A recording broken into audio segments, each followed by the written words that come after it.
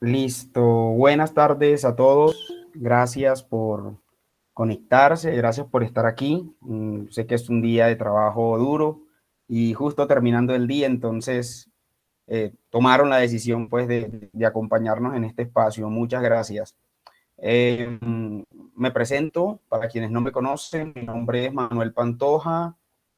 Yo soy profesor del Departamento de Microbiología de la Universidad Popular del Cesar y de la Universidad Lasallista en el área metropolitana de Medellín. Este es un programa, Microdivulga Ciencia, es un programa, una estrategia de divulgación científica que nació el Departamento de Microbiología de la Universidad Popular del Cesar.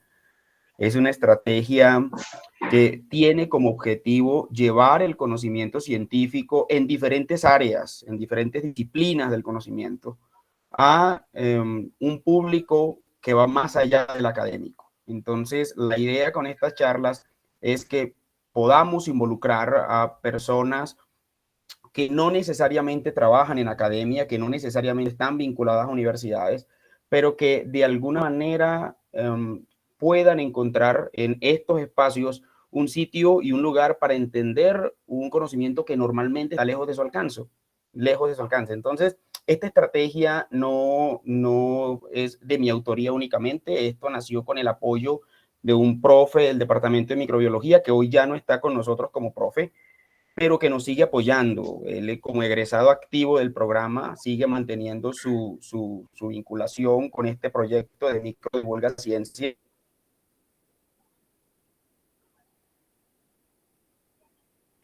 En Microdivulga, él viene en Alemania, el profesor Jair Yepes, y desde allá, por ahora, la diferencia de horario no le da y tiene su actividad allá también.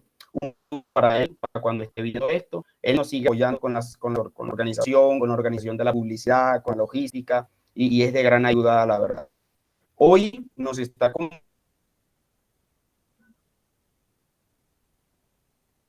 acompañando alguien, hombre, para mí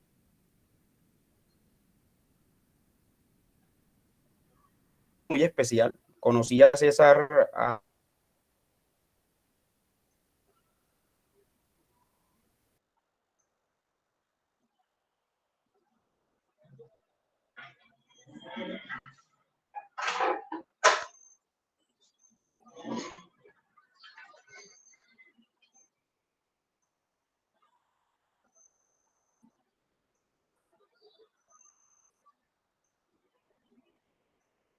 Hola,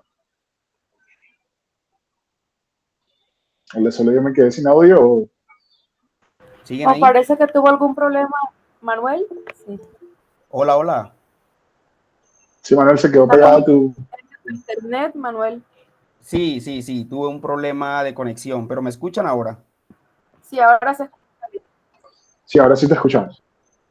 Ah, qué vergüenza con ustedes, hombre. Tuve una falla y bueno, vamos. La idea es que de todas maneras esto queda en YouTube y estos espacios podemos entonces irlos mejorando, irlos editando.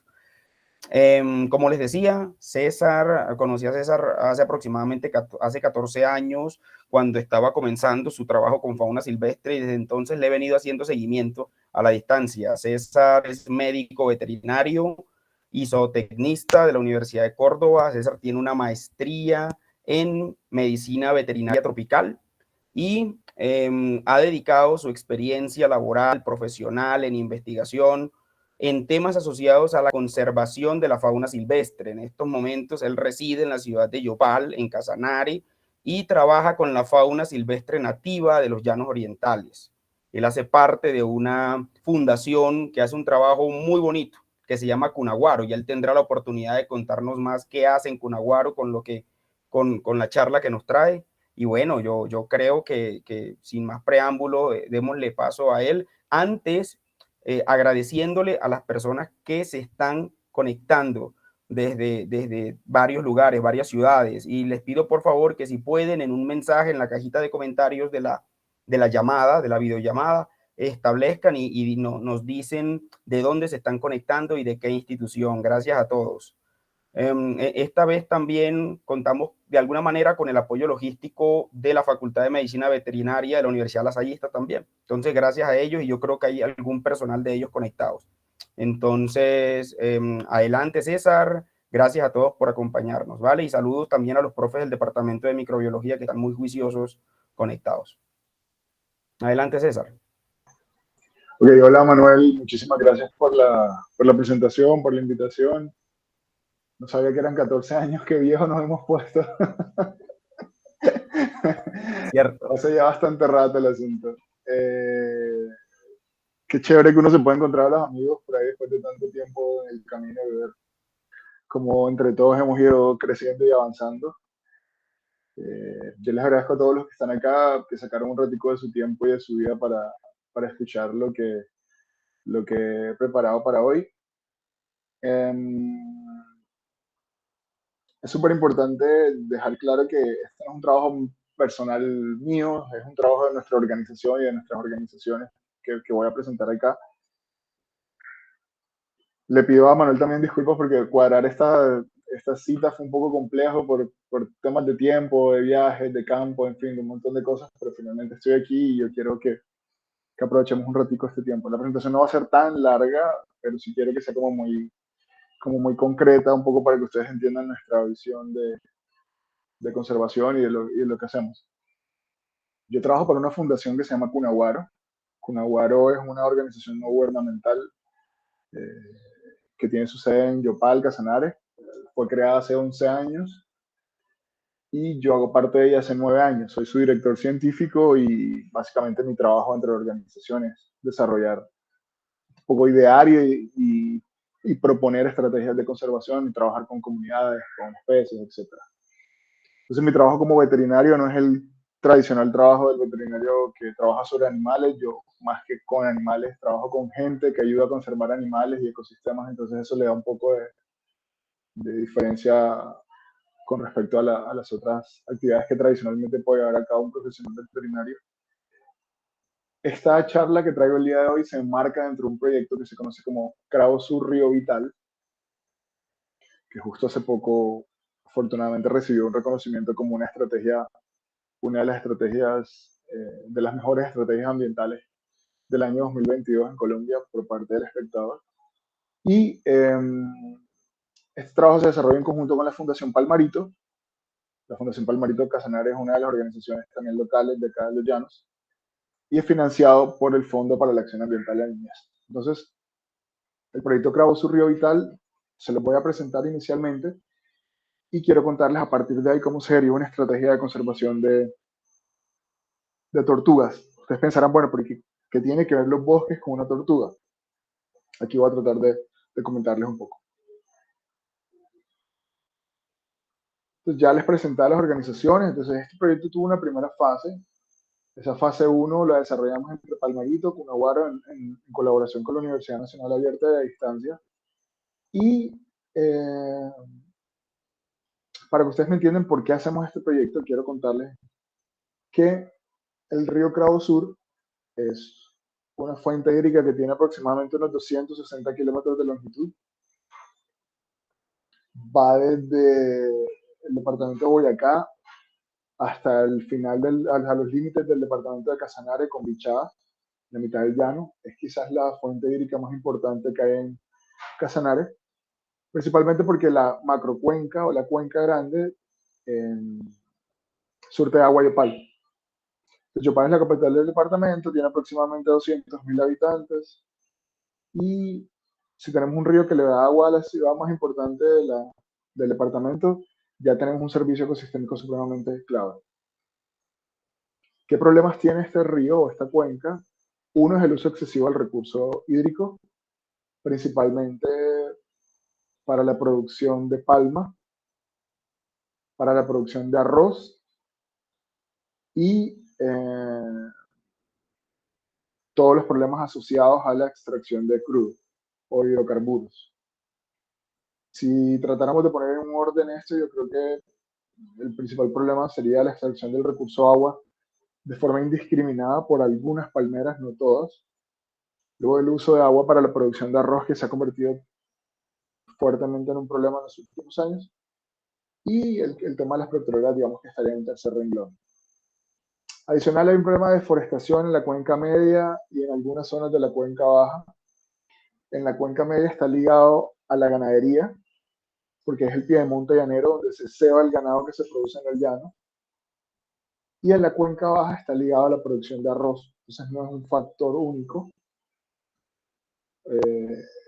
Tiene unos orígenes multifactoriales, entonces hay que entender eso para saber cuál es la dinámica del tema. Otra de las problemáticas que hemos encontrado es que muchas de estas amenazas están ligadas a un bajo nivel de capacitación de las poblaciones ribereñas. No significa que no conozcan el territorio, que no conozcan las necesidades de conservación, simplemente que tal vez no se le ha hecho mucho énfasis en entender algunas mejores prácticas productivas que pueden reducir estos problemas que les estoy contando. Otra de las situaciones, yo hoy en día no siento que sea una problemática. Creo que hemos satanizado el consumo de tortugas y nos hemos encargado de decirle al mundo que comer tortugas está mal. Yo ahorita les voy a decir por qué creo que no está mal. Sin embargo, hay un uso excesivo del recurso tortugas en algunas zonas del río, no en todas. Y aquí hay un primer vínculo entre las tortugas y el bosque, y es que las tortugas son dispersoras de semillas. Si tengo una tortuga que se alimenta del bosque, de las semillas que caen al río, seguramente va a haber un proceso de digestión, de transporte, de dispersión, que va a ayudar a mejorar la calidad del bosque asociado al río. Sobre todo si tenemos en cuenta que la cobertura boscosa en los llanos está restringida prácticamente, como ven aquí, al bosque de galería, es decir, al bosque que crece al lado y lado de los cursos hídricos. ¿Qué oportunidades también teníamos en este momento? Estoy hablando del año 2018, o sea, hace 4 años que comenzó el proyecto. Nosotros como organización estamos presentes en el territorio. Hay otra organización que se llama Socravo Sur, que es una asociación de usuarios del río Cravo Sur, que básicamente son quienes regulan hoy en día que el agua que baja por el río se use de forma racional y que no se afecte la disponibilidad de agua para las comunidades y para la vida silvestre. Otra oportunidad clave aquí en el territorio es que en esta zona existe un corredor de reservas naturales de la sociedad civil. Las reservas de la sociedad civil son una estrategia de conservación privada, no están ligadas a un gobierno, ni a un municipio, ni a parques directamente, sino que están ligadas a la voluntad de un propietario por conservar una zona. Los llanos, particularmente el Casanare, tiene la mayor cantidad de reservas de la sociedad civil en Colombia, en extensión y, si no me equivoco, en número. Pero esto es un tema ligado a que en el Casanare no hay parques nacionales. Diferente, por ejemplo, en el Cesar, que está la Sierra Nevada y que hay otros parques presentes, como la Serranía del Perijá, entre otros. Y además de esto, esos ejercicios de conservación privada lo que significan es que, o lo que traducen de una u otra forma, es que parte de los propietarios de los predios a la orilla del río Cravo Sur están interesados en que se desarrollen iniciativas de conservación de los ecosistemas y de las especies que viven en ellos. Otra oportunidad que encontramos es que nosotros como organizaciones éramos consejeros del POMCA del río Cravo Sur. Si no saben qué es un POMCA, es un plan de ordenamiento y manejo de una cuenca. Y otra oportunidad que veíamos era que la UNAD, Universidad Nacional Abierta a Distancia, era una institución educativa presente en la zona. Esto fue para la fase 1, digamos que fue la forma en la que planteamos este ejercicio. Y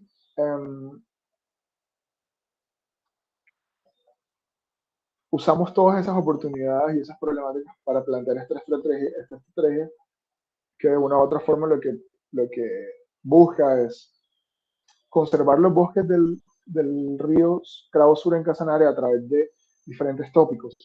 Entonces, dentro de estos tópicos está la restauración de bosques, el registro de nuevas reservas, el monitoreo participativo de fauna, la promoción y el fortalecimiento del turismo de naturaleza y el fortalecimiento de comunidades. Entonces, para el tema de restauración de bosques, lo que hicimos en 2018 fue crear unos viveros comunitarios. En esos viveros comunitarios se produjeron aproximadamente 6.000 plántulas por año. Y luego se definieron 10 fincas. En cada finca se hizo un piloto de 2 hectáreas de restauración donde se sembraron esas plántulas. Durante estos 4 años hemos aprendido mucho.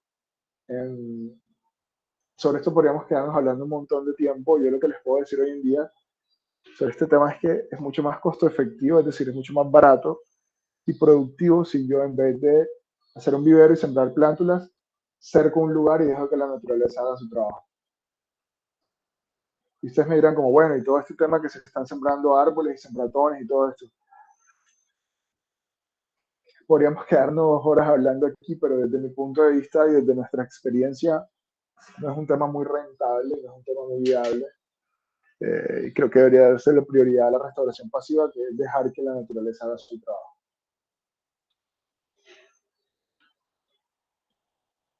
En estos momentos, de las 20 hectáreas, tenemos 17 todavía en proceso de restauración.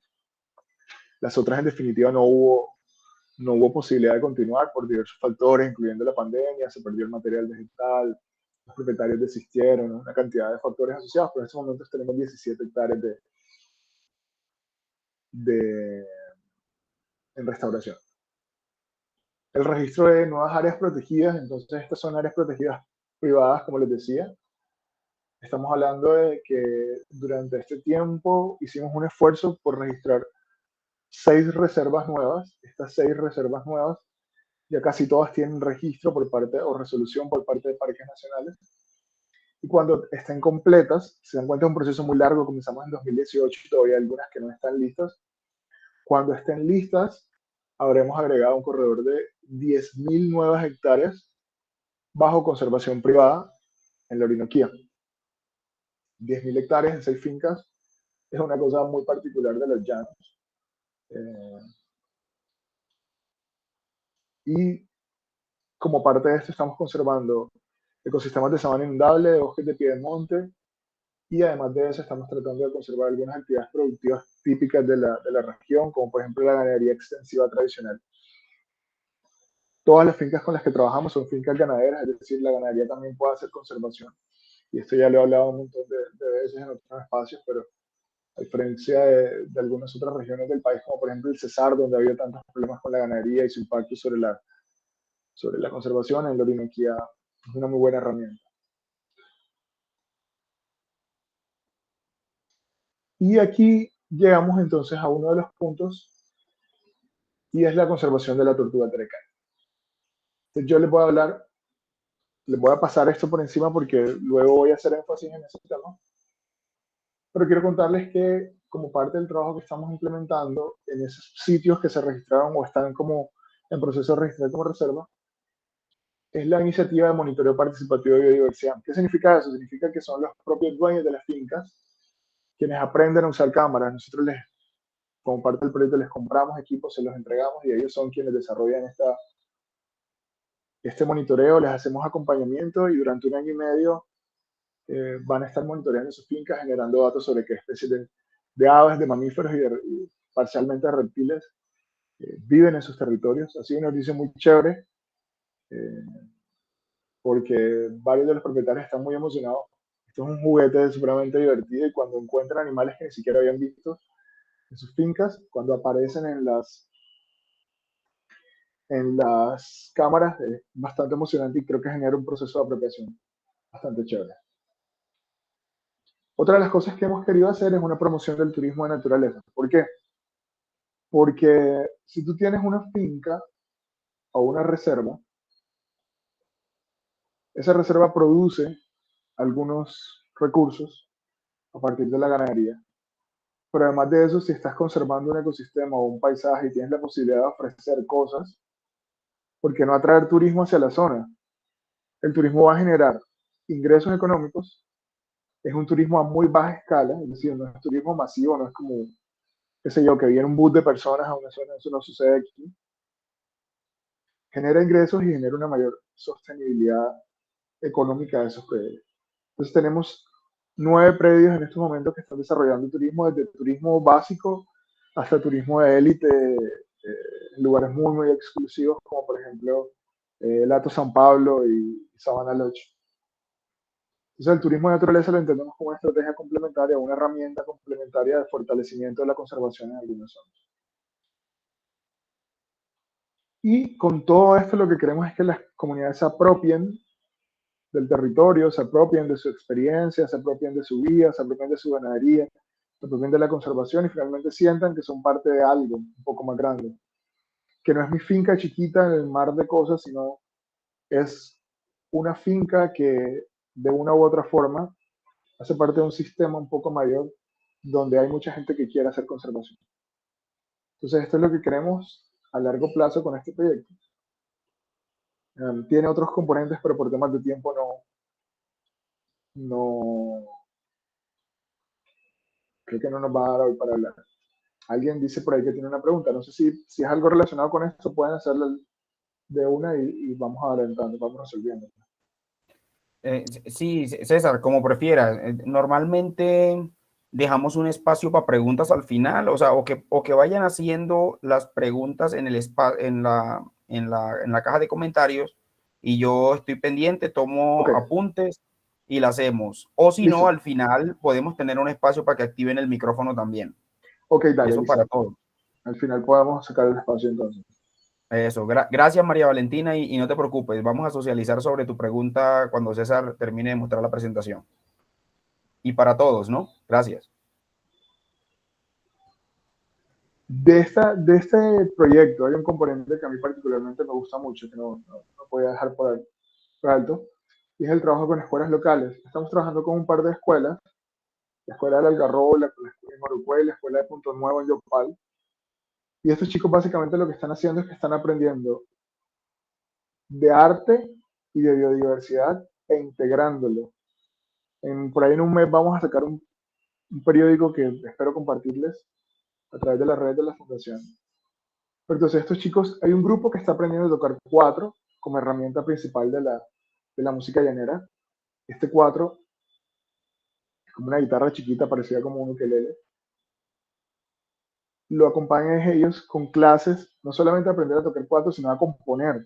Entonces están componiendo gracias al trabajo de un par de maestros de Cachertegón y Luis Pino, que es este señor que está aquí en la foto. Y además de eso, hay otro grupo que está aprendiendo a hacer fotografía con una fotógrafa profesional y esa fotografía sirva para contar historias sobre el río y sobre su conservación. Y también otro grupo está aprendiendo sobre cómo monitorear fauna, cómo monitorear aves y cómo monitorear mamíferos. Y digamos que estamos integrando la biodiversidad con la cultura para que los niños sean como unos promotores de este ejercicio de conservación del río y de sus bosques. ¿Qué hemos conseguido en el marco del proyecto? Entonces, como les decía, hay 6 reservas que están en proceso de registro, registradas. Finalmente van a ser más de 8.000 hectáreas nuevas en conservación. Vamos a tener 6 planes de manejo, 6 reservas. En su momento había 600 tortuguillos, ya vamos en 1.200 devueltos a la naturaleza, 3 comunidades fortalecidas, un producto turístico del río Cravo fortalecido y 18 hectáreas en restauración. Digamos que esto es el proyecto de forma general, sí es como contarles qué hace el proyecto Cravo Sur Río Vital, que no podía dejar de contarlo. Ahora, me dan un segundo, por favor. Voy a compartir aquí.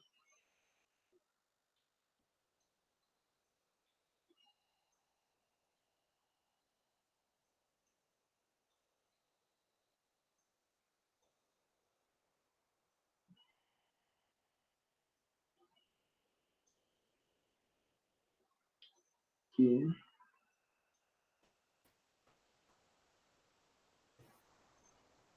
Hola a todos.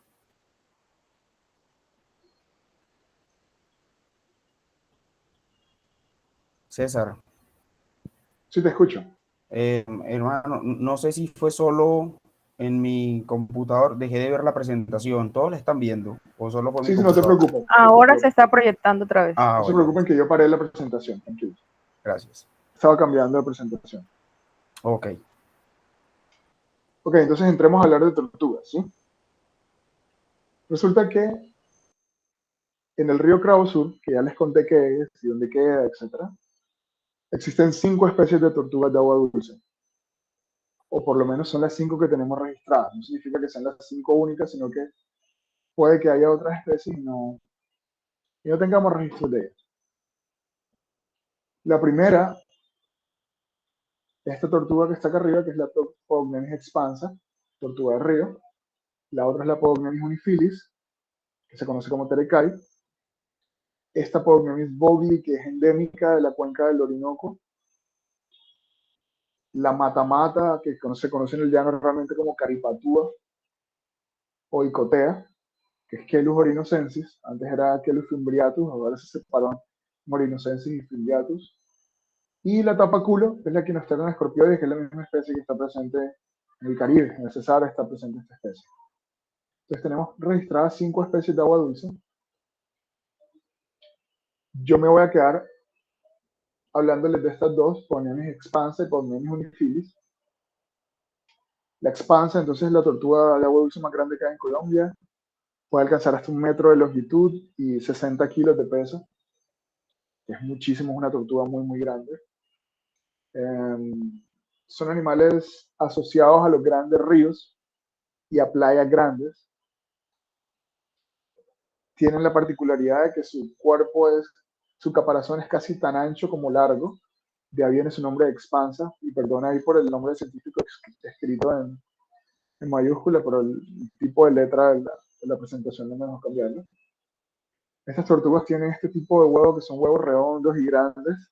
Tienen nidadas muy, muy grandes, hasta de 150 huevos. Y lo que les digo, están asociados a grandes ríos, como por ejemplo el río Meta, el río Orinoco, el río Amazonas. Estamos hablando de tortugas grandes que requieren hábitats o ríos grandes. Y la otra especie de tortuga es esta que está acá, que se llama Podocnemis unifilis, que se conoce como terecay o terecaya o taricaya. Si se dan cuenta, cuando están juveniles, tienen un color muy bonito en su cabeza, como amarillo o anaranjado. Ya luego cuando crecen, como esta hembra, ese color se pierde, solo en las hembras se pierde, los machos siguen conservando el color. Y esta tortuga crece aproximadamente 50-60 centímetros, un poco de menor tamaño que la tortuga de río. Y un poco la forma de diferenciarlas es que el caparazón en este es muy alto, mientras que en la tortuga de río el caparazón es casi plano, si se dan cuenta. Esta tortuga tiene un caparazón un poco más, con un poco más de altura. Entonces, Podocnemis unifilis, la terecay, y Podocnemis expansa, la tortuga de río. ¿Por qué son importantes las tortugas en el ecosistema? Ya les hablaba de su papel como dispersora de semillas en la orilla del río. Son tortugas que viven en el río y que se alimentan básicamente de todo lo que cae al agua, ¿sabes? Son supremamente oportunistas. Cumplen un papel súper importante dentro del flujo de nutrientes porque ellas reciclan materia orgánica, se alimentan de poblaciones de insectos y de peces, también cuando son pequeñas sobre todo. Y un factor supremamente importante es que son fuente de proteína para las comunidades. Y aquí voy con un tema que les mencioné ahorita, y era que yo particularmente, César Rojano, no creo que el consumo sea un problema grave. El problema es un consumo excesivo. Las comunidades que viven en esta zona llevan 12.000 años, llevan los llaneros, indígenas llaneros viviendo en esta zona, 12.000 años. Y hace 12.000 años, durante la luna menguante de enero y la luna menguante de febrero, salen hordas, por decirlo así, grupos muy grandes de pescadores indígenas a recolectar huevos en las playas de los ríos grandes, como el río Casanare, el río Meta, el río Orinoco, y las tortugas siguen existiendo. Es decir, hay playas donde salen 700 tortugas a poner todos los años, y siguen habiendo tortugas. Entonces, si se recolectan huevos de forma tan masiva, si las tortugas siguen teniendo poblaciones grandes en algunos lugares, yo creo que el problema no es que la gente lo coma, el problema es que se usa de forma comercial y ya comienza a haber extracciones masivas, ¿sabes? Entonces yo sí creo que una de las cosas que deberíamos considerar es que la gente tiene que seguir comiendo y que tenemos que conservar este recurso, no solamente con esa visión de no tocar, una visión muy urbana, entre otras cosas, sino también con esa visión de qué bacano que podamos conservar para que las comunidades que usan este recurso puedan seguir comiendo tortugas. Está bien, una maravilla que la gente pueda seguir y cazar una tortuga de 60 kilos y alimentar a toda su familia. ¿Sí? Me parece que es un enfoque incluyente. Hoy en día que hablamos de inclusión, pero desde las ciudades tenemos esas visiones tan complejas donde pensamos en la naturaleza intocada. Y creo que cada vez va a generar más conflictos con la gente. ¿Qué amenazas reales hay en la cuenca sobre el hábitat de las tortugas? Entonces ya les hablaba de la deforestación, de la agricultura, de la captación de agua, de la minería, sobre todo minería de material pétreo, que está cambiando todo el tiempo el curso del río, y lo que puede ser una nidada con un cambio arriba puede desembocar en un cambio del flujo del río, de la corriente, y terminar afectando a las playas, a las nidadas. Amenazas sobre su población, entonces les hablaba de cacería de adultos para consumo y recolección de nidadas, sobre todo cuando se da para comercializar este producto en los centros urbanos. Aquí se convierte en un problema. Ahí se convierte particularmente en un problema porque ya sobrepasa los límites, digamos que de sostenibilidad de esta práctica. Esto ya se los mencioné, entonces no se los voy a volver a hablar. Pero entonces, si tenemos unas tortugas que son súper importantes, que cumplen un papel ecosistémico, que prestan unos servicios ecosistémicos que además sirven de alimento a las comunidades, sobre todo a las comunidades indígenas y de colonos que han vivido toda su vida ahí. ¿Qué pensamos entonces? Tenemos que desarrollar acciones para proteger esas poblaciones de tortugas. Podnemis expansa está categorizada a nivel nacional como en peligro crítico, y Podnemis unifilis está categorizada como en peligro, y a nivel internacional, si no me equivoco, antes ambas están como vulnerables. En peligro crítico de una u otra forma significa que la población o su hábitat se han perdido en valores superiores al 75-80%, en peligro solamente que sus poblaciones han perdido más de un 50%. Entonces tenemos tortugas amenazadas, y cuáles son las acciones sobre esas poblaciones. Entonces, para Podnemis expansa nos encontramos con que cuenta con poblaciones relictuales, es decir, hay muy pocos individuos viviendo en el río Cravo. Son muy poquitos individuos. Puede que de forma natural en el río haya pocos individuos porque no es un río grande.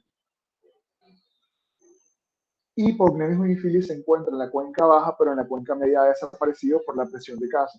¿Por qué? Porque en la cuenca media hay un par de centros urbanos que ejercen mucha presión sobre la tortuga. Entonces, si tenemos tortugas que tienen hábitat disponible, porque el río se encuentra en un relativo buen estado de conservación, hay zonas muy bien conservadas, sobre todo en la cuenca baja. Entonces, lo que necesitamos es aumentar el número de individuos. Si queremos recuperar las poblaciones, necesitamos aumentar el número de individuos. Hay tres formas de hacer recuperación de número de individuos.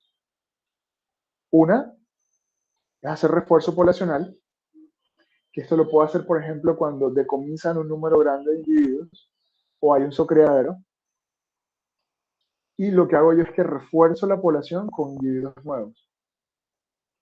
Otra estrategia es la protección de nidadas.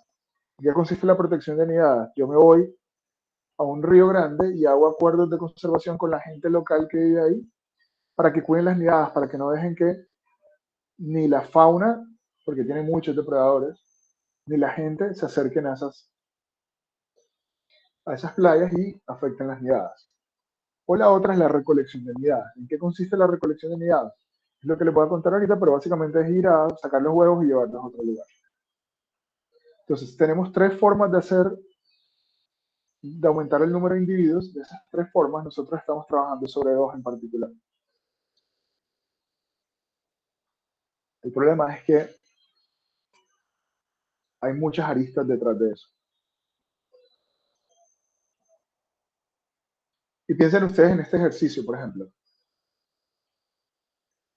Esto lo han visto muchas veces, ¿cierto? Vamos y hacemos una liberación masiva de tortugas, que son tortugas carey.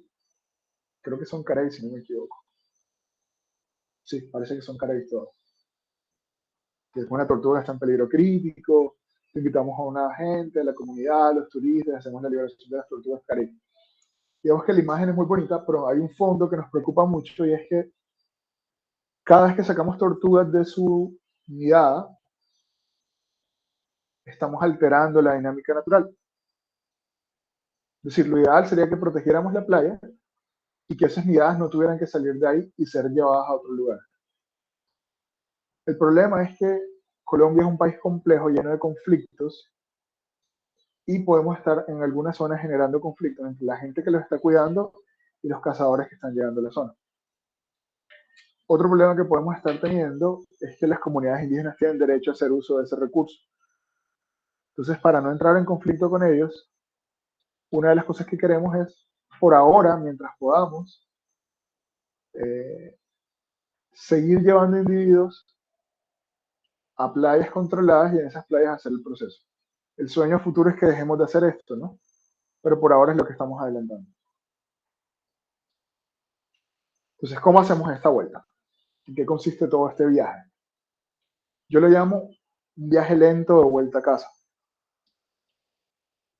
Resulta que desde el año 2012, la Fundación Palmarito, con sus socios de la Fundación Omacha en esos momentos, crearon una iniciativa que se llama Tzapani.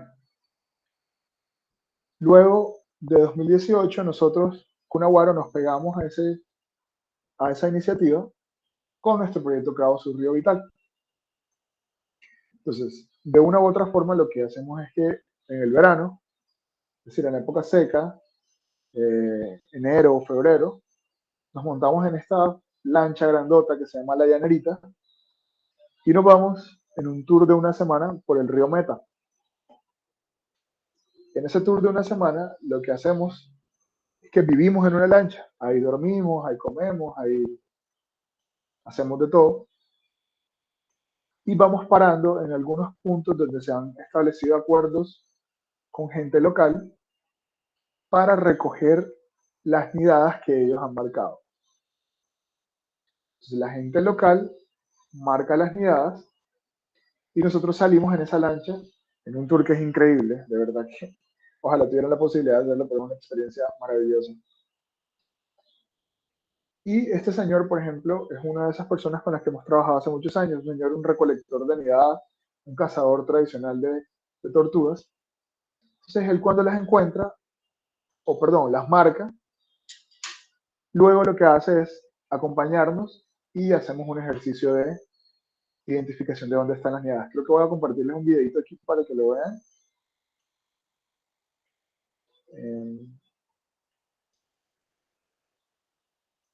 No importa que no tenga sonido, pero...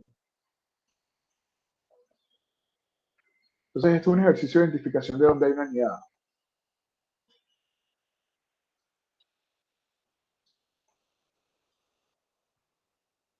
Entonces miren lo que hacemos.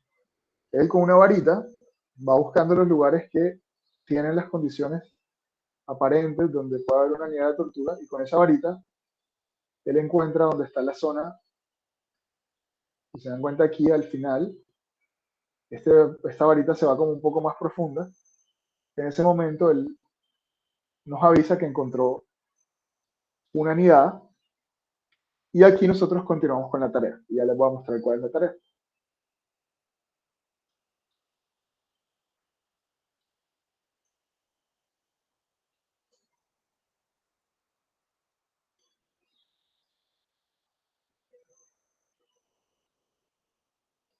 Entonces, ¿qué hacemos? Una vez este señor marca, o cualquiera que esté ahí marca la nidada, o nos dice que hay una nidada efectivamente, entonces nosotros comenzamos a escarbar.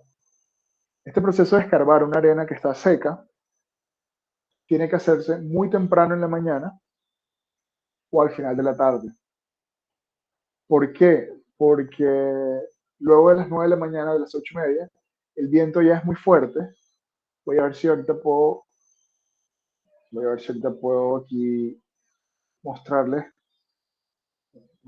cómo se presenta el viento en esta zona. Son unas condiciones bastante agrestes, por decirlo así. Me dan un segundito, por favor. Yo reviso si puedo aquí.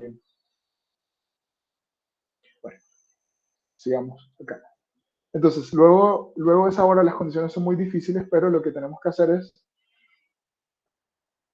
comenzar a escarbar. Si se dan cuenta aquí donde yo estoy ubicado, cada vez que voy escarbando se va derrumbando. Entonces termina siendo una tarea bastante dispendiosa, te demoras más o menos 1 hora para poder escarbar unidades y sacarla de forma adecuada. Finalmente, cuando te encuentras este puntico blanco es la felicidad absoluta, porque significa que ahí vas a poder escarbar un área más húmeda, que va a ser más estable y así vas a poder sacar la nidada.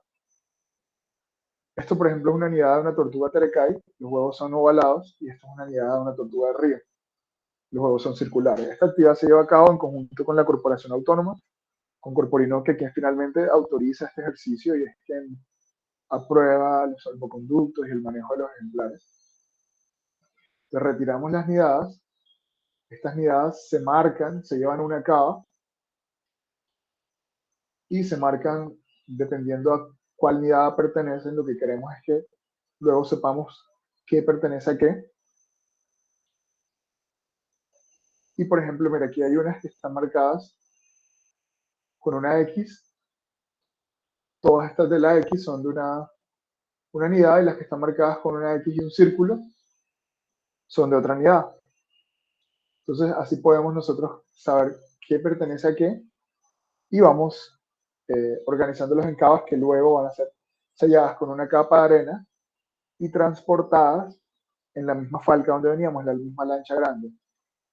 Como les decía, este ejercicio demora casi una semana en el río, todo el tiempo metido en la arena, todo el tiempo metido en el agua, buscando tortugas, nidadas de tortugas. Una vez recogimos todas las tortugas este año, por ejemplo, recolectamos casi 2.500 nidadas entre el Meta y el río Crao. Casi 2.500 huevos, perdón, no nidadas. Esos huevos se distribuyen en 6 playas que tenemos a través de todo el río. Entonces son 6 finqueros que decidieron permitir que construyéramos estas playitas pequeñas en sus fincas. Y aquí sembramos estas nidadas. Recuerden que están marcadas. Y además de eso se llevan al Bioparque Huicirare. Valga la pena mencionar que el Bioparque Huicirare es un zoocriadero de conservación del caimán llanero y de la tortuga de río en Casanare. Se llevan a cabo la incubación. La incubación demora lo que las tortugas consideren que necesitan, puede ser 45 hasta 80 días, cuando ya estén en las condiciones climáticas. Entonces, en ese momento el suelo se cuartea y ya nosotros sabemos que, o los propietarios saben que es el momento de sacarla y ahí se escarba o se espera que ellas salgan. Y en ese momento los tortuguillos son llevados luego de la eclosión a unas piscinas. Primero hay unos tanques, estos tanques nos sirven de fase inicial. Se cuentan cuántos tortuguillos están y aquí en estos tanques y piscinas se les hace seguimiento. Estas son las piscinas donde las tortugas permanecen durante un año. Están ubicadas en la Reserva La Fortuna, en Palmarito, en Sabana Lodge, en Finca El Paraíso, El Samán y Corocito. De estas hay 4 fincas donde se hace turismo de naturaleza, entonces la gente, digamos que tiene un vínculo ahí entre el manejo de las tortugas, evidentemente con los permisos requeridos, y la conservación, el turismo de naturaleza. Pues estas piscinas estamos adecuándolas, mejorando las condiciones, pero la idea es que, digamos que podamos mantenerlas aquí en las mejores condiciones posibles durante un año. ¿Con qué se alimentan? Entonces se alimentan con frutas, se alimentan con concentrado de peces. Hasta el final, sobre todo, le damos más frutas. Y esto nos permite mantenerlas y hacerle seguimiento. Desde el año pasado se comenzaron a hacer biometrías semestrales. Entonces todos los semestres vamos y contamos cuántas tortugas hay, cuánto crecieron, cuánto peso ganaron y llevamos un registro médico de mortalidad y de alimentación. Finalmente sabemos cuántos huevos recogimos, cuántas nacieron y cuántas llegaron a tener una talla de un año.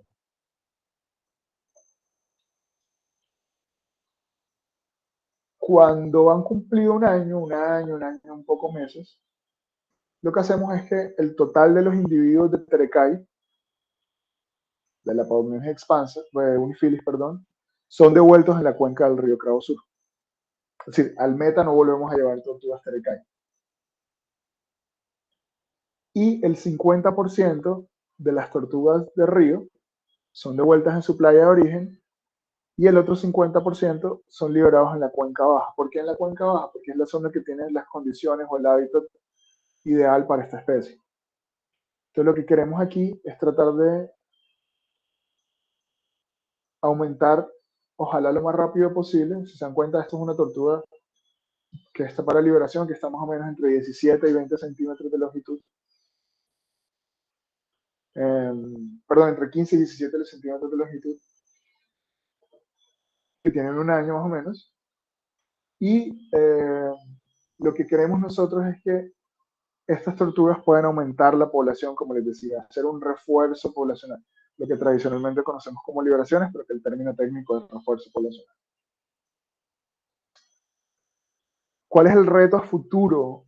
El reto a futuro es poder proteger más playas, ¿sí? Nosotros queremos que sean las playas las que sean protegidas, no las nidadas. No sacar las nidadas y llevarlas, sino que sean las tortugas en su hábitat natural que sea protegido. Queremos evaluar el impacto que tienen estos individuos liberados sobre la población de tortugas. No sabemos hoy en día cuántas de estas tortugas están llegando a la adultez. Estas tortugas se marcan, aquí no se alcanza a ver, pero tienen unas muescas en el caparazón y esas muescas lo que permiten es que si lo capturamos dentro de, qué sé yo, 15 años, podamos saber a qué individuo corresponde y en qué año se liberó. Otra de las cosas que queremos saber es si este cambio de temperatura que evidentemente hay entre el momento en el que sacamos los huevos y los transportamos hasta las playas artificiales, si ese cambio de temperatura está afectando la proporción sexual. Recuerden que ellos son termodependientes, tienen un sexo termodependiente. Entonces seguramente para el próximo año nos va a tocar hacer o sexaje genético o hacer necropsias de individuos o hacer sacrificios, eutanasia y sexaje de individuos para determinar si hay un impacto o no sobre la proporción sexual. Y otra cosa que queremos comenzar el próximo año, que ojalá podamos, es el monitoreo de individuos liberados a través de dos formas. Uno, con radiotelemetría, VHF por el tamaño de los animales, o satelital usando Argos, que es la herramienta como más práctica en este caso. Y tratar de hacer capturas, recapturas. Entonces irnos a campo, a los lugares donde se han liberado en el verano y montar redes y montar trampas y ver si cae alguno de los individuos que liberamos. Para ver cuántos de estos que están podemos todavía tener datos de ellos. Entonces es una de las cosas en las que estamos trabajando. Como les decía, a mí me interesa mucho que podamos, como organización, asegurar que las tortugas sigan viviendo, para que sigan prestando sus servicios al río, pero también para que las comunidades que viven en ellas puedan seguir usando el recurso. Es decir, yo no creo que una de las metas de nosotros sea que los llaneros que llevan 12.000 años comiendo tortugas, cualquier día dejen de comer tortugas porque a nosotros se nos ocurrió. Qué chévere que podamos convivir y podamos tener puntos de acuerdo entre ese uso tradicional y la conservación. Creo que ahí hay un punto clave y en eso estamos trabajando y en eso les estaremos contando más adelante cómo lo hacemos. Entonces, les dije que la presentación iba a ser más larga. Si tienen muy larga, si tienen más preguntas, con gusto puedo resolverlas. Y gracias por el espacio. Les invito a que nos sigan en nuestras redes sociales del proyecto, Cravo Sur Río Vital. Muchas gracias, César, muchas gracias. Qué interesante trabajo. Hay ya varias preguntas en la caja de comentarios. De aquí, vamos a empezar con las que están aquí. Pueden ir haciendo más preguntas, pueden solicitar con la manito arriba para activar el micrófono también. Yo mismo tengo un par de preguntas y noto, César, que hay personas, siempre llegamos a tener, para hacer esta hora y todo, llegamos a tener 35 personas conectadas, pero de diferentes lugares, Chévere. diferentes niveles de formación. Hay médicos veterinarios, licenciados en ciencias naturales, algunas fundaciones también se han estado conectando. Entonces vamos a ver algunas de las preguntas que tenemos, ¿cierto? Entonces, por acá nos estaba preguntando, la primera pregunta la hacía María Valentina Velázquez. María Valentina Velázquez nos decía primero que ella se conecta desde Betania, Antioquia, y se encuentra realizando su práctica de medicina veterinaria con la Universidad de Antioquia. Y ella dice y pregunta cómo se logra vincular la ganadería con la conservación. Ok, voy a tratar de resolvértelo con una foto, o de explicártelo con una foto que estaba por acá.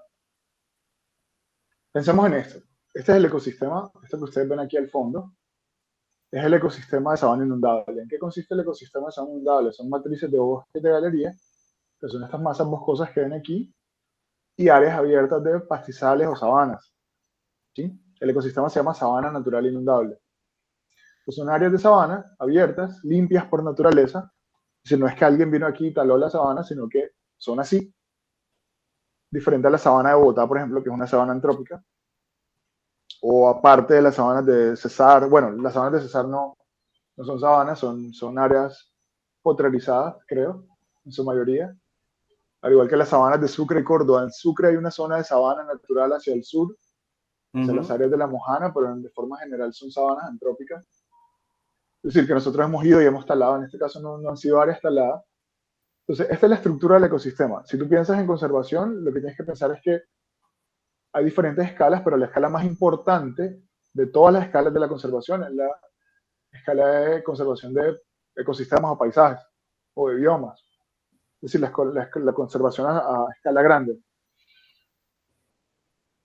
Si yo tengo una actividad productiva que se desarrolla sobre el ecosistema en su estado natural, significa que convive de la forma o de la mejor manera posible. Es decir, si yo no tengo que talar el bosque, sino que tengo mi ganado sobre la sabana, no la estoy transformando, no estoy transformando el ecosistema. Y mantengo entonces la estructura. Y si mantengo la estructura del ecosistema, evidentemente va a haber un proceso ahí de conservación de lo que nosotros como veterinarios nos preocupamos más, que son las especies. Entonces tenemos las especies de fauna, perdón. Entonces tenemos una ganadería que se desarrolla sobre el ecosistema natural y que permite que el bosque siga existiendo y las sabanas se sigan desarrollando más o menos de una forma, digamos que óptima. Si yo cambio mi actividad productiva por ejemplo, la palma, ¿qué tengo que hacer? Tengo que reemplazar las sabanas y parte de los bosques por otro ecosistema que es un palmar. Cuando hago esto, estoy cambiando toda la dinámica y esa relación entre la sabana y los bosques y la gente. O si, por ejemplo, voy a sembrar arroz, tengo que cambiar toda la sabana y sembrarla en arroz y estoy transformando el ecosistema. Digamos que en la sabana tenemos especies asociadas, por ejemplo, que viven únicamente en la sabana, como los armadillos o los cachicamos sabaneros, una especie endémica de los llanos. Si yo acabo con las sabanas, es una especie que está, digamos que destinada a desaparecer, y la reemplazo por palma, por arroz, por agricultura de cualquier tipo. Entonces, ¿qué necesito? Necesito que haya sabana natural y haya bosque, pero también necesito que la gente siga viviendo ahí. Y es que la gente tiene que seguir viviendo ahí. Yo no puedo sacar a la gente de un ecosistema porque es que me parece que hay que conservarlo. No. Y para que la gente viva, tiene que vivir de algo, ¿no? Tienen que producir algo. Y de todos esos factores productivos que hay, el que mejor convive con el ecosistema es la ganadería. Entonces necesitamos que siga habiendo ganadería extensiva en el llano para que siga habiendo flora y fauna en el llano. Muy interesante, César. Y sabes que es de pronto en los últimos años ha emergido y se ha popularizado un discurso ambientalista fuerte, pero pues de pronto quienes hemos explorado de una u otra manera temas asociados a rehabilitación de ecosistemas, tú desde la ganadería en la zona en la que estás, nosotros en el Cesar, quienes hemos trabajado de alguna manera con rehabilitación, entendemos cuando vamos a la realidad, a la comunidad, a las zonas en donde estamos, que es imposible pensar en que se va a hablar de un tema de rehabilitación sin pensar en el desarrollo, o no sé si podríamos decirle desarrollo, pero sí por lo menos el sostenimiento económico de las poblaciones que han estado allí durante todo el tiempo. Y entonces yo creo que al discurso ambientalista hay que ponerle ciencia, hay que ponerle De datos. acuerdo. César, ¿qué opinas? Totalmente de acuerdo. Yo me lo he pasado los últimos años yendo a estos espacios a los que me invitan afortunadamente a decirles, hay que dejar, hay que ser apasionado con lo que uno hace, ¿no? Pero la pasión no se puede convertir en pseudociencia o en yo creo, ¿sí? A la pasión hay que acompañarla de argumentos, de datos, de información contextualizada. Sobre todo eso, lo que yo siempre digo, el contexto. Lo importante que es tener un contexto en todo Y si bien, por ejemplo, en algunas zonas la ganadería puede ser un problema grave de conservación, aquí es un ejercicio bien interesante de conservación. Entonces, todo depende del contexto y depende de cómo lo desarrollamos y de los datos que tengamos. Sí, porque yo veía que en varias partes de tu discurso, César, cuando hablabas, decías, es que los llaneros han vivido aquí por 12.000 años y por 12.000 años se han desarrollado de esta o X o Y manera. Entonces, veo que tienes como un antecedente histórico también que de alguna manera no puede obviarse. Sí, de acuerdo, de acuerdo. Y es un tema súper complejo, ¿sabes? Porque los indígenas del llano, es muy jodido decirlo, pero los indígenas del llano han sido tradicionalmente nómadas y siguen siendo nómadas, siguen migraciones locales en su mayoría, no todas las comunidades, evidentemente, pero la mayoría eran nómadas que tuvieron que asentarse. Y, y es muy difícil después de que vivías recolectando animales y plantas por toda una zona muy extensa de 17 millones de hectáreas que te encierran en unos pedacitos. Claro. Entonces, creo que hay un tema bien histórico muy fuerte de marginalización de las comunidades. Entonces, porque la conservación también se debe convertir en una colonización, ¿sí? Una nueva colonización y decirle, ustedes no pueden comer más tortugas. Ven, llevan 12.000 años viviendo aquí, hay un contexto muy fuerte de su vida, de su historia, de su desarrollo aquí. ¿Por qué no respetarlo y acercarnos a esas visiones también? Sí, hay un tema del consumo de tortuga que ahorita conversamos, ¿vale? Vamos a pasar, vamos a dar la oportunidad, por si acaso, para asegurar las preguntas de los asistentes. Desde la microbiología, la pregunta que te voy a hacer más adelante. Ok, Aquí hay una, la participación no se conecta desde Fundación Territorio Silvestre. Catherine Fierro, médico veterinario de la Fundación Territorio Silvestre, pregunta, ¿qué permisos se necesitan para el turismo de naturaleza con estos individuos de tortuga? ok, bueno, nosotros no permitimos que el turismo manipule individuos, ¿no? Eso es súper claro. Eh, Es decir, hay gente que va a hacer turismo a esas zonas donde mantenemos tortugas en cautiverio para luego hacer liberaciones. Y hay gente que nos acompaña en las liberaciones, pero no hay manipulación de los ejemplares. Es decir, tú no puedes ir a tomarte una foto con la tortuguita ni nada de eso, no. Aparte que nos parece que es un problema bastante complejo de un mensaje negativo.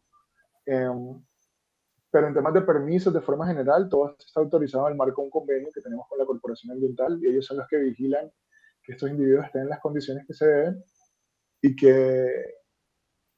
que todo esto esté marcado, digamos que dentro de los criterios de manejo responsable y tenencia responsable de ejemplares. Entonces, no hay un vínculo directo entre el turismo y las tortugas en cuanto a esa manipulación. Hay un vínculo en cuanto a la generación de ingresos a partir eh, de la conservación de un ecosistema y que las tortugas, digamos que tienen un papel ahí chiquitico dentro de este escenario, pero no es el eje central. Ok, listo, gracias César. Un saludo, María del Pilar Aguirre dice que se conecta desde el programa WCS desde Cali. Gracias, Hola María. María del Pilar. Hay una pregunta de David José Rocha. Es estudiante de licenciatura, no sé si es estudiante, profesor. De todas maneras, saludos. He visto ya varias personas del programa de licenciatura en Ciencias Naturales de la Universidad Popular del Cesar. Gracias por acompañarnos. Muchas gracias. Yo sé que ustedes en sus trabajos de investigación tienen un espacio muy interesante porque he visto varios trabajos de investigación de licenciatura en Ciencias Naturales en esta línea de trabajo. Entonces, gracias por acompañarnos. Pregunta, ¿cómo se han hecho estos allanamientos de las tortugas? No estoy seguro de a qué se refiere. De pronto se cruzó el teclado o algo. Si David está conectado, podría aclararnos la pregunta o escribir de nuevo sobre el texto. No sé si sigue David por ahí.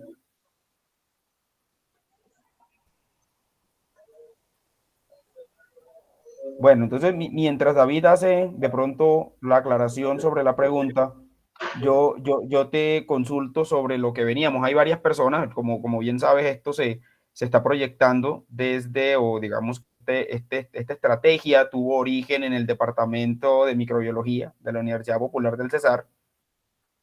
Y obviamente hay microbiólogos conectados y desde algún tiempo se nos advierte de los cuidados que se deben tener con respecto a el contenido, la carga microbiana, el microbioma de los reptiles, incluyendo tortugas también. Entonces, en ese sentido, tú decías hace rato, bueno, yo del todo, por un tema de conservación, no estoy en contra del todo de la explotación del recurso tortuga como fuente de comida, como fuente de proteína. Entonces, en ese sentido, ¿qué cuidados deberíamos tener desde la microbiología y cómo desde la microbiología podríamos venir a apoyar procesos de conservación? Es una pregunta bien compleja, ¿no? Que tal vez no, o sea, este mundo de la conservación es una cosa muy rara, porque a medida que vas avanzando y vas aprendiendo, vas cambiando la visión que tienes del mundo. Yo comencé a trabajar con tortugas por allá en 2008, 2007, no me acuerdo, y uno de los mensajes que le decíamos a la gente en la costa, con el tema de consumo de icoteas, que es una cosa masiva, es no Sí. deberían comer icoteas porque hay una posibilidad de transmisión de enfermedades, de adquisición de zoonosis, en fin, una cantidad de cosas ahí relacionadas con salmonela principalmente, con E. coli, no recuerdo qué otro patógeno. Y a mí, yo sigo pensando que es un escenario real, ¿no? Que se Posible. sigue presentando. Seguramente habrá alguien que haya estudiado un poco más que yo, más de eso que yo, pero, y ustedes como microbiólogos tienen más conocimiento que yo de ese tema. Pero, pero digamos que hoy en día lo que pienso es que son escenarios, ¿no? En la costa, por ejemplo, hay un escenario muy complejo con la alcotea y es que es un tema comercial, y ahí volvemos a lo mismo. El problema comercial es que alteras absolutamente todo, también incluso alteras la dinámica con el propio individuo. O sea, piensa que si tú sacas un animal, lo metes en un saco, lo tienes una semana o 20 días y se estresa, genera una cantidad de cosas, de procesos inflamatorios, como lo pudimos ver en muchos animales de esos traficados, y luego te lo comes, pues hay una posibilidad gigante de que adquieras una zoonosis durante la manipulación y el consumo. En cambio, en este caso, funciona totalmente distinto porque es como, salgo, encuentro una tortuga y al mismo día o al día siguiente la mato y me la como y creo que cambia un poco el asunto.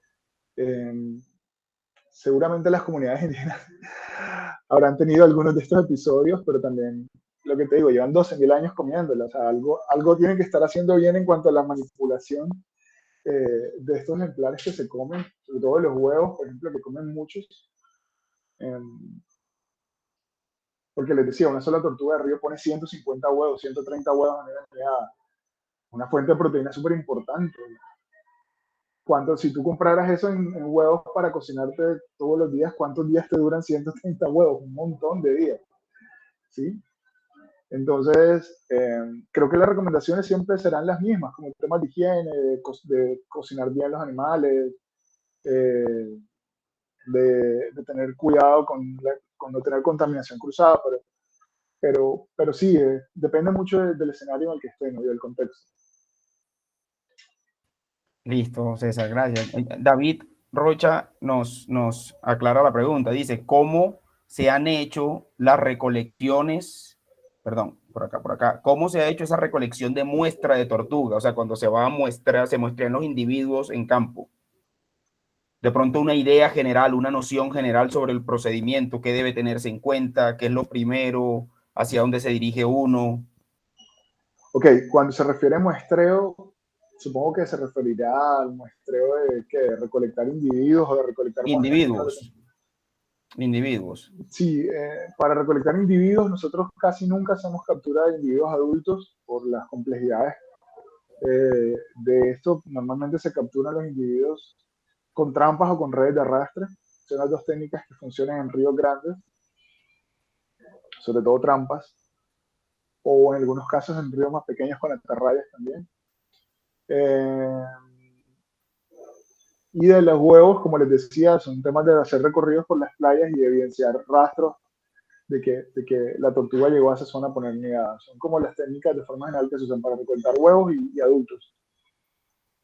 Ya si quieren como un poco más de información sobre la recolección de muestras biológicas, tipo genética, sangre, perdón, de tejidos para genética, de sangre, ya son otras técnicas que depende de la tortuga, depende del tamaño del animal, etc. Ok, listo.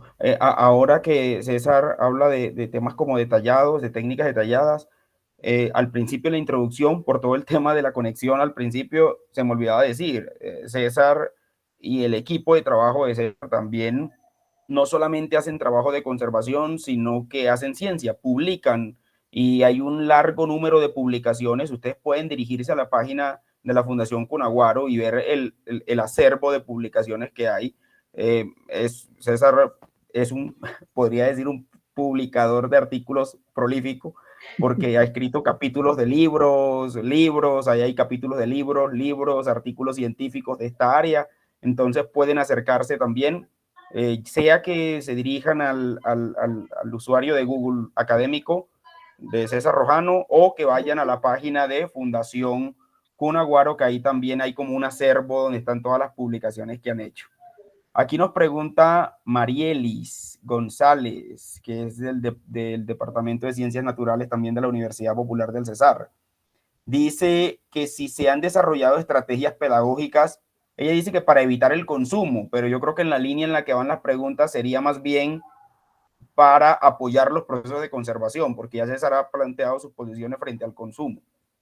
Sí, de acuerdo, de acuerdo. En ese caso lo que nosotros hacemos es generar apropiación. O sea, yo no le estoy diciendo a la gente no la consuma, le estoy diciendo a la gente, miren que es importante y cumple una función en el ecosistema. Y ahí trabajamos con niños y con adultos. Ya la decisión de consumir o no es, digamos que potestad de la persona desde su visión y desde su contexto, ¿saben? Eh, lo que yo creo que es importante es decirle a la gente que la gente sepa qué función cumple y por qué es importante para nosotros que siga habiendo tortugas.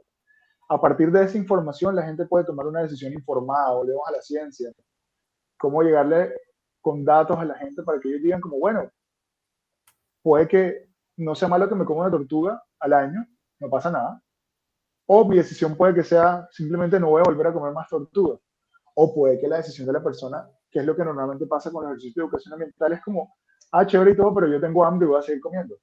O sea, depende un poquito del contexto. No hay nada que nos asegure a nosotros que una estrategia de educación ambiental va a hacer que la gente deje de comer una tortuga. Entonces, si tú la enfocas en que dejes de comer la tortuga, estás prácticamente destinado al fracaso.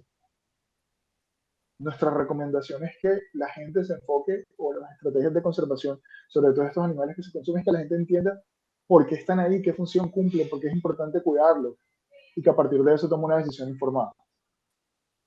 Ok, genial. Alejandra Romero dice, muchas gracias. Es una pregunta, bueno, yo creo que son como varias preguntas. Entonces, yo voy a leer todo el texto y de ahí entonces vamos como ir separando por partes. Dice, con respecto a la relación o presencia de ganadería, el posible uso de antibióticos y consumo de tortugas, ¿se podría considerar que la fauna de esa zona o tortugas puede tener bacterias con resistencia a antibióticos, antimicrobianos? De acuerdo a la experiencia que tienes en esta área, te quería preguntar si dentro de los estudios a plantear en el futuro se podría generar algún estudio en técnicas moleculares de esta especie o incluir dentro de las estrategias de educación ambiental plantear este riesgo si llegase a ser posible. Supongo que se refiere aquí, gracias Alejandra por la pregunta, a la futura y posible exploración de organismos, bacterias resistentes a antibióticos en ese ecosistema, hablando del ecosistema como ecosistema, el microbioma de las tortugas. Eh, Hola Aleja, me alegra mucho verte por ahí, saludarte. En realidad no ha sido como una de nuestras prioridades de investigación, no lo tenemos como marcado dentro de lo que, digamos que dentro de las cosas que nos interesa estudiar en el corto plazo, no porque no nos parezca importante, sino porque hay tantas cosas que hacer y hay tantas cosas necesarias en este momento que la prioridad se le está dando a los ejercicios de conservación propiamente, ¿sí? Entonces, pues, bienvenidos todos los investigadores que quieran generar datos sobre eso, pero en estos momentos no tenemos ni información ni la posibilidad, por ejemplo, de decirte como vamos a hacerlo. Pues, si alguien, por ejemplo, qué sé yo, si una universidad o si algo por el estilo dice, no, queremos estudiarlo, pues tenemos las muestras, tenemos los animales, tenemos el ecosistema, tenemos el lugar donde se puede muestrear pero en estos momentos no tenemos datos, no podría decirte si sí o si no. César, y si de pronto, como que hay personas de varias universidades y de varias carreras, en algún momento eh, un investigador, un estudiante quisiera contactarlos para establecer un posible proyecto en conjunto, aportando obviamente recursos físicos entre la universidad y lo que vienen haciendo Cunaguaro, lo que vienen haciendo ustedes, ¿es posible? ¿Cómo los contactan? ¿Cómo funciona ese proceso? Sí, de acuerdo, no. Normalmente lo que hacemos con universidades es que, por ejemplo, con la Universidad de La Salle tenemos un convenio eh, para que puedan venir estudiantes a hacer pasantía o para que puedan hacer estudiantes de su tesis de grado. Eh, Asimismo tenemos con varias universidades, con la Javeriana, con la Antonio Nariño, con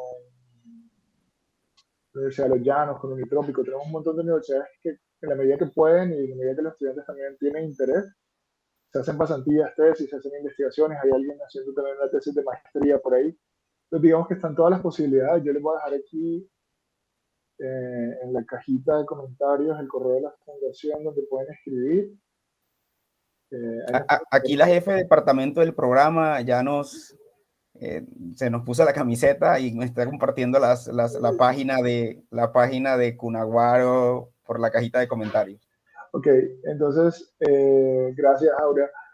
Ahí está el correo de la fundación, ahí nos pueden enviar un mensajito y nosotros con gusto le respondemos en la medida que tengamos tiempo, les vamos dando la información que requieran y vamos adelantando con eso. Evidentemente sí nos gustaría mucho poder tener más convenios y más investigación, no solamente en los llanos, también en el Caribe. Así que con toda la disponibilidad. Tengo entendido que en estos días viaja una comisión de lasallista para allá, ¿cierto? Si llegan, si no me equivoco, el jueves, vamos a estar unos 3, 4 días por allá, ya no adentro del UNATO, aprendiendo a cómo hacer muestreos, cómo trabajar con la gente, conociendo el llano, un ecosistema bien bonito de Sabana. Listo, muchas gracias. Justo la persona a la que le iba a dar la palabra aquí está levantando la mano, la profe Aura Parada, es la jefe del programa de microbiología. Adelante, profe. Ay, gracias, Manny. No, es encantada con la charla de César. Se cruzó un poquito con el horario laboral de nosotros en la última hora y ahí toca estar pues pendiente de otros aspectos, pero muy interesante la charla. Gracias a ti por sacar el tiempo, César, y compartir tu experiencia no solo con la Universidad Popular del Cesar, sino con todas las universidades, con las fundaciones y pues las personas que se unieron. Mil gracias, ¿oíste? Gracias a ti, Aura, por la invitación, por el espacio. Vale, yo te voy a hacer una pregunta rapidita o no sé si es más bien como una sugerencia. Tú sabes que nosotros somos un país de cifras. Yo creo que Colombia es el país de más estadísticas en el mundo. Nos fascina eso. Entonces, no sé si habían como dos sugerencias ahí en el chat con respecto al tema pedagógico. Y ese trabajo tan bueno que ustedes hacen, creería yo que es más impactante. De hecho, no sé si lo están haciendo así como con cifras puntuales, es decirle a las personas, ok, el consumo está bien, tú estás de acuerdo con eso, yo también estoy de acuerdo, pero habría que consumir cierto número al año para que podamos conservar este otro número. Entonces como que de pronto consideraría que es como una medida más eficaz. No sé si de pronto lo están haciendo así, pero creo que los concientizamos de pronto un poco más con el tema de las cifras, de que eso vaya acompañado como de ese impacto para que vean, es que si nos comemos tantas, se nos acaba todo esto que está aquí. O si de pronto yo como este número determinado, como se estaba citando por ahí, que decía que alguien se come una tortuga al año, o que de pronto esa persona diga, no como más.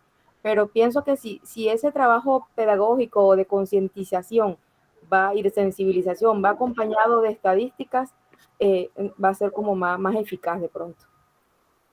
Ok, muchísimas gracias por la sugerencia. Sí, digamos que nuestras estrategias de sensibilización dependen mucho del público con el que estamos trabajando y del grupo focal, si son niños, si son adultos, y del muy repetido por mí siempre el contexto. Pero sí, dependiendo con quién estemos hablando, un poco tratamos de presentar cifras o simplemente tratamos de presentar a las especies y que, digamos, que sea una decisión informada, como les decía. Pero sí, gracias por la recomendación. Vale, y lo último es que quedas en deuda con nosotros con una charla de oso hormiguero. ¿vale? Para el próximo año, con gusto. Vale. Sí, César está haciendo un trabajo muy interesante sobre los osos hormigueros. De hecho, él me puso a escoger entre dos. Él dijo, Manuel, o tortugas o osos hormigueros. Y yo, por desconocimiento, porque no sabía, me dijo, yo dije, no, es más, creo que es como más afín, porque es más fácil encontrar tortugas en todas partes. Es decir, no, es más fácil que en el Cesar, que es el público desde donde se origina la charla, hablemos de tortugas, porque es como más común. Él me decía, no señor, no señor, él me está diciendo, para tu información, en el Cesar tenés un oso hormiguero, pero gigante. Entonces yo, de verdad, por desconocimiento, no escogí la de oso hormiguero, pero ahí está la opción y ahí quedó abierta la posibilidad. No, dale, con gusto. El próximo año, con gusto, que pueda colaborarle. Sí, acabo de dejar en la cajita de comentarios también las redes sociales nuestras, el canal de YouTube y la página de Facebook para que por favor nos sigan. Esto es un proyecto que está empezando. Notarán que hay charlas de diferentes tipos. Hay charlas de conservación, como la de César, conservación de ecosistema, como charlas directamente, conversatorios asociados a la biotecnología, hay temas de paleontología, hay diferentes tipos de temas tratando de llegar a muchas personas. Por el momento, a mí no me queda... bueno, una pregunta aquí de Milena Lamprea. Listo. Para aprovechar que no siempre tenemos a César aquí, antes de despedirme entonces, esta pregunta de Milena Lamprea, que dice que quisiera saber qué porcentaje de mortalidad han tenido en tortuguillos en el primer año. Hola Milena, ¿cómo estás? Me alegra saludarte. En realidad este año tenemos datos de los 2.400, casi 2.400 huevos que recolectamos. Tenemos datos a día de hoy de 9 tortuguillos que se han muerto. Listo. Ahí está la cifra puntual. Son muy poquitos en realidad, son muy, muy bajitas la cifra de mortalidad. Son muy Listo. Gracias. resistentes. Sí, hermano. Gracias, César, y gracias, Milena. Ahorita entonces, no me quiero despedir de todos ustedes y recordándoles, recomendándoles que por favor nos sigan en nuestras redes, el canal de YouTube, canal de Facebook, Micro Divulga Ciencia. Como saben, es una estrategia desde la Universidad Popular de Cesar, pero la idea es que nos conozcan y que, bueno, es la casa de todos ustedes también, para que si en algún momento tienen la oportunidad de visitar Valledupar, pues ahí está la universidad también a disposición de todos ustedes. Ok, ahí les dejé las cuentas de Instagram de nuestra fundación y de nuestro proyecto de hormigueros por si quieren seguirlas y estar pendientes de lo que hacemos. Muchísimas Bueno, gracias. César, a ti hermano, muchas gracias, profes, muchas gracias, profesionales de diferentes áreas y curiosos de la ciencia y de la conservación del medio ambiente. Ojalá podamos encontrarnos de nuevo en otra charla, en otro escenario. Un abrazo para todos, feliz tarde, feliz noche. Igualmente, un abrazo. César, chao.